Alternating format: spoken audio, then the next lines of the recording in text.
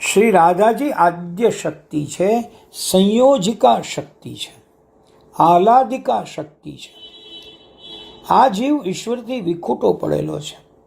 આ વિખૂટા પડેલા જીવને ફરીથી ઈશ્વર સાથે સંયોજિત કરી આપનાર શ્રી રાધાજી છે. જગતના વિખૂટા પડેલા જીવોને શ્રી કૃષ્ણ સાથે મિલન કરાવી આપનાર શક્તિ તે રાધા શક્તિ. શ્રી કૃષ્ણ જગતના આધાર છે અને શ્રી કૃષ્ણના આધાર રાધાજી છે. આધારના ર શબ્દમાં તમે આ શબ્દ મેળવો એટલે થશે રાધા. વ્રજની અધીશ્વરી દેવી શ્રી રાધિકાજી. તેથી વૃંદાવનના મહાત્માઓ રાધે રાધેનો જપ કરે છે.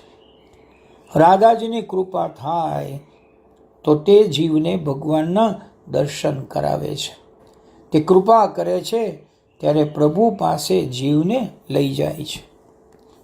આ પ્રમાણે સુખદેવજી પૂર્વજન્મમાં પોપટ હતા, માટે ભાગવતમાં સુખદેવજી ઉવાચને બદલે શ્રી સુખ ઉવાચ એમ લખેલું છે. શ્રી શબ્દનો અર્થ થાય છે રાધા. શ્રી સુખ એ ગુરુ શિષ્યનું નામ છે. ભાગવતના કોઈના નામ સાથે શ્રી વિશેષણ લખવામાં આવેલ